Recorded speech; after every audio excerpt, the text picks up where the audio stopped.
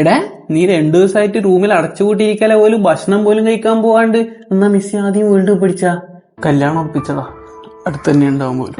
അവൻ എനിക്കത് നമ്മളറിയാത്തൊരു പെണ്ണ എടാ, ക്രിസ്ത്യാനോന്റെ കല്യാണം ജോർജിന്റെ സ്റ്റാറ്റസ് ഇട്ടിട്ടുണ്ട്. അത് ശരി. എടാ ഇന്നത് നല്ല കാര്യല്ലേ കല്യാണം കഴിക്കുന്നേ? നല്ല കാര്യാ. നീ എല്ലാ ജോർജീനന്റെ ടീമാന്നല്ലേ? എടാ ഇവൾ എപ്പാന്ന് ക്രിസ്ത്യാനോ കാണാൻ തുടങ്ങി. ഞാനില്ലേ 18ാമത്തെ വയസ്സ് തൊട്ട്, ചെക്കന്റെ 18ാമത്തെ വയസ്സ് തൊട്ട് ഞാൻ കാണാൻ തുടങ്ങിയതാ ക്രിസ്ത്യാനോനെ. അന്ന് തൊട്ട് ഇന്ന് വരെ ഫേസ്ബുക്കിന്റെയും ഇൻസ്റ്റാഗ്രാമിന്റെയും കമന്റ് ബോക്സിലും കണ്ട വാട്സപ്പ് ഗ്രൂപ്പിലൊന്നും ഞാൻ ജോർജിനെ കണ്ടിട്ടില്ല. ഞാൻ മാത്രമേ ഉണ്ടായിട്ടുള്ളൂ എന്റെ ക്രിസ്ത്യാനോനെ ഡിഫെൻഡ് ചെയ്യാൻ. ചെക്കൻ ഓരോ പെനാൽറ്റി അടിക്കുമ്പോൾ കുറെ എണ്ണം പെനാൾഡോ എന്ന് പറഞ്ഞ് കളിയാക്കും, ഓരോ പെനാൽറ്റി മിസ്സാക്കുമ്പോൾ കളിയാക്കും, കളി തോറ്റാ കളിയാക്കും. അന്നേരം നീ ജോർജിയന് ഇല്ലേനും ക്രിസ്ത്യാനോക്ക് വേണ്ടി വാദിക്കേ? ഞാനേ ഉണ്ടായിട്ടുള്ളൂ.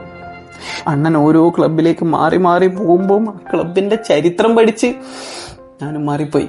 ഉണ്ടേനുവാ ഈ ജോർജിന ഉണ്ടേനു. എടാ എപ്പാടാ ഓള് വന്നിന്, എന്നാ ചെയ്തിനോള് ക്രിസ്ത്യാനോക്ക് വേണ്ടിട്ട് 4 പിള്ളേരെ നോക്കുന്നയാ. പോർച്ചുഗലിന്റെ ഓരോ കളിക്കും അമ്പലത്തിൽ പോയിട്ട് നേർച്ച നടത്താൻ ഞാനേ ഉണ്ടായിട്ടുള്ളൂ, ഈ ജോർജിനൊന്നും ഉണ്ടായിട്ടില്ല. എന്നിട്ടുള്ള മിഷൻ കല്ല് പോലത്തെ ഒരു മോതിരത്തിന്റെ ഫോട്ടോ ഇട്ടിട്ട് യെസ് പറഞ്ഞു തന്നു. എന്ത് യെസ് പറഞ്ഞു തന്നു?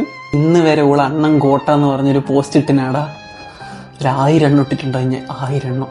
അണ്ണന് വേണ്ടി എത്ര തെറിവിളി കേട്ടോടാ ഞാൻ, എത്ര എണ്ണത്തിന് തെറി വിളിച്ചിട്ടുണ്ടടാ ഞാൻ. അല്ലെങ്കിൽ ട്രൂ ലവിന് ഈ കാലത്തിലൊരു വിലയില്ലടാ.